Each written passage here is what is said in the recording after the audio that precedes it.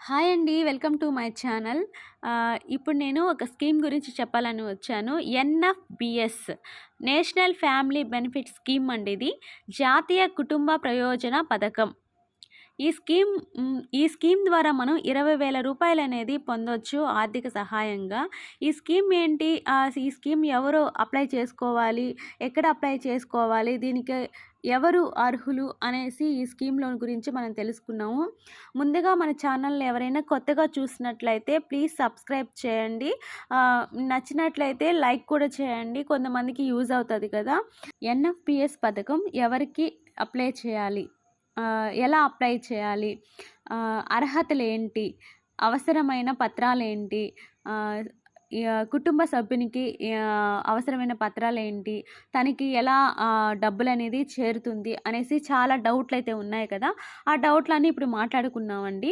ఇదొచ్చి మనకు దిగువ మధ్యతరగతి కుటుంబం చెందిన వారికి ఈ పథకం అనేది అప్లై అవుతుంది. దీనికి ఏమేమి కావాలి మీకు? ఎలా దీనికి ఏజ్ లిమిట్ ఎంత? అని చాలా ఉన్నాయి కాబట్టి జీవనోపాధిదారుడు ఎవరైతే ఉన్నారో అతను మరణించిన తర్వాత లేదా ఆమె ఎవరైతే మరణించారో వాళ్ళిద్దరూ 18 సంవత్సరాల కంటే ఎక్కువ వయసు మరియు 60 సంవత్సరాల కంటే తక్కువ వయసు జరిగి ఉండాలన్నమాట వాళ్ళకి. అంత వయసు ఉన్నప్పుడు మాత్రమే ఈ స్కీమ్ అనేది వారికి వర్తిస్తుంది. దీనివల్ల మనకు ప్రయోజనాలు ఏంటి అంటే 20,000 రూపాయలు మరణించిన వారి కుటుంబంలో, అంటే వాళ్ళు పేదవాళ్ళు కాబట్టి మరణించిన వారి పేద కుటుంబం వాళ్ళకి సంబంధించిన వాళ్ళకి ఎవరైతే ఉంటారో వాళ్ళకి ఒకేసారి అందుతుంది. ఒకేసారి ఆ కుటుంబానికి దీన్ని అందిస్తారనమాట. ఎవరు అంటే మరణించిన వ్యక్తికి అర్హత ఏంటి? ఇప్పుడు మరణించిన వ్యక్తి ఉంటాడు కదా! ఆ కుటుంబంలో జీవనోపాధి పొందే వ్యక్తి మరణించిన ప్రతి కేసుకి, అంటే ఎవరైనా సరే ఎవ్వరు మరణించినా కూడా అది వస్తదనమాట.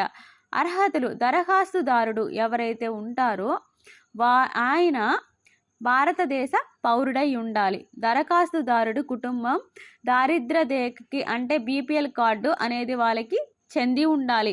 ఆ కుటుంబంలో 18 సంవత్సరాల కంటే ఎక్కువ వయసు, 60 సంవత్సరాల కంటే తక్కువ వయసు ఉండాలన్నమాట.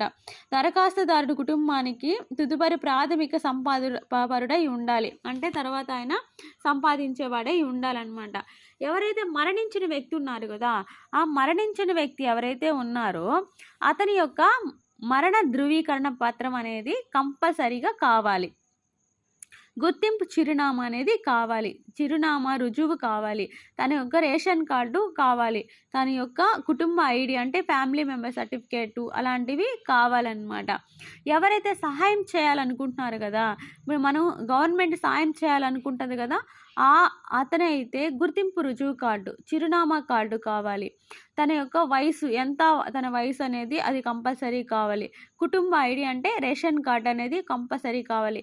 బ్యాంక్కి ఆధార్కి లింక్ అయిన ఒక బ్యాంక్ అకౌంట్ అనేది వాళ్ళకి కావాలి. ఎందుకంటే డైరెక్ట్గా అమౌంట్ అనేది వాళ్ళ అకౌంట్లో పడుతుంది. ఎవరైతే ఉంటారో వాళ్ళ అకౌంట్లో పడుతుంది. సహాయం ఎవరికైతే అందించాలో వారి అకౌంట్లో పడుతుంది కాబట్టి బ్యాంక్కి ఆధార్ లింక్ అనేది చేయించుకోవాలి.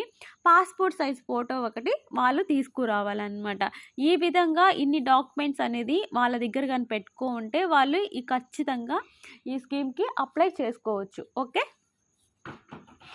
ఇంకేమైనా డౌట్ ఉంటే మీరు ఈ ఇన్ఫర్మేషన్ ఎవరికైనా యూజ్ అవుతుందంటే ప్లీజ్ షేర్ చేయండి. ఎవరైనా అప్లై అనుకుంటే వాళ్ళు ఖచ్చితంగా అప్లై చేసుకుంటారు. మనం ఎవరో ఒకరికి హెల్ప్ చేసిన వాళ్ళం అవుతాము. ప్లీజ్ షేర్ చేయండి. Thanks for watching.